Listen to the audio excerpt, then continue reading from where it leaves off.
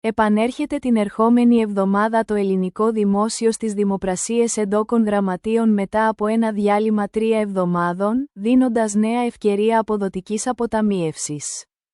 Αναλυτικότερα. Την Τετάρτη 19 Αυγούστου θα δημοπρατηθεί ο νέος κρατικός τίτλος διάρκειας 26 εβδομάδων και θα διατεθεί πρωτογενώς σε φυσικά πρόσωπα.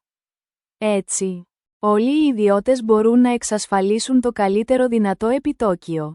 Χωρίς κανένα ρίσκο για το αρχικό τους κεφάλαιο και με γνωστό εκ των προτέρων το ύψος των τόκων που θα κερδίσουν, οι όροι της αποταμίευσης κατά τη φάση της αρχικής διάθεσης του εντόκου γραμματείου. Δίνεται η δυνατότητα αγοράς τίτλων ονομαστικής αξίας από 1.000 έως 15.000 ευρώ. Για την αγορά τους αρκεί μία αίτηση σε τράπεζα ή χρηματιστηριακή εταιρεία από τις 18 έως τις 20 Αυγούστου.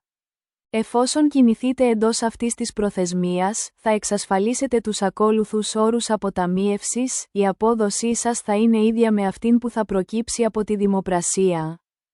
Βάσει των προσφορών των θεσμικών επενδυτών δεν θα καταβάλλετε έξοδα για την εκτέλεση της συναλλαγής. Καθώς η αγορά γίνεται απευθείας από το κράτος, οι τόκοι σας δεν θα φορολογηθούν εφόσον διακρατήσετε τα έντοκα γραμμάτια έως τη λήξη τους, όπως ισχύει για όλους τους κρατικούς τίτλους μέχρι νεοτέρας. Άρα, ό,τι γράψει το κοντέρ της δημοπρασίας, αυτή θα είναι η καθαρή σας απόδοση. Απόδοση σημειώνεται ότι τους τελευταίους μήνες τα επιτόκια των εντόκων γραμματείων ακολουθούν ανωδική τροχιά. Στην περίπτωση των εξάμηνων τίτλων, από το χαμηλό του 1,7% πριν από περίπου ένα χρόνο, στην αμέσως προηγούμενη δημοπρασία, στα τέλη Ιουλίου, επανήλθαμε πάνω από το 2,3%. Ο λόγος δεν είναι άλλος από την άνοδο του κόστους χρήματος στη Ευρωζώνη, μετά την έναρξη του πολέμου στη Μέση Ανατολή.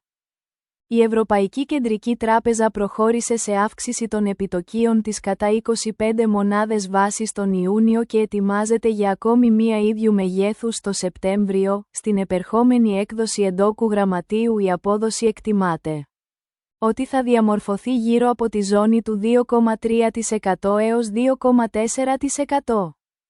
Αν ληφθεί υπόψη το γεγονός ότι οι τόκοι του δεν θα φορολογηθούν με συντελεστή 15%, τότε μιλάμε για αντίστοιχο επιτόκιο προθεσμιακής κατάθεσης της τάξης του 2,7% έως 2,8%. Καμία τράπεζα σήμερα δεν δίνει επιτόκιο αυτού του ύψους. Η οροφή είναι στο 2,1% για την εν λόγω διάρκεια, και αυτό για μεγάλα ποσά.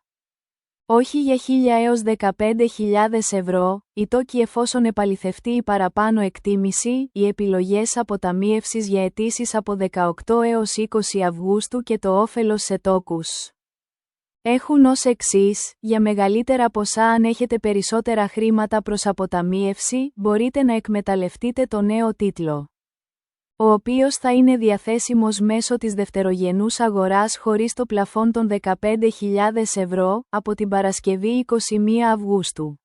Απλά στην προκειμένη περίπτωση η απόδοση δεν θα είναι αυτή της δημοπρασίας, αλλά χαμηλότερη κατά 10 έως 30 μονάδες βάσης.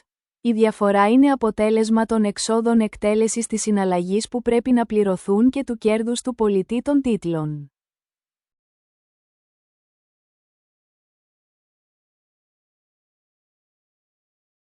Αν λοιπόν θέλετε να αγοράσετε περισσότερα έντοκα γραμμάτια, για να μεγιστοποιήσετε την απόδοσή σας συμφέρει να κάνετε το εξής: να αποκτήσετε τίτλους 15.000 ευρώ με την απόδοση της δημοπρασίας, έστω 2,35%, με αίτησή σας από 18 έως 20 Αυγούστου. Τα επιπλέον χρήματα να διατεθούν για απόκτηση τίτλων στη δευτερογενή αγορά από τις 21 Αυγούστου. Η απόδοση για αυτό το δεύτερο σκέλος της αποταμίευσης θα κινείται κάπου μεταξύ 2,1% και 2,2%. Η μέση απόδοσή σας ωστόσο θα είναι υψηλότερη, γιατί θα έχετε κλειδώσει για τα πρώτα 15.000 ευρώ το καλύτερο επιτόκιο της δημοπρασίας.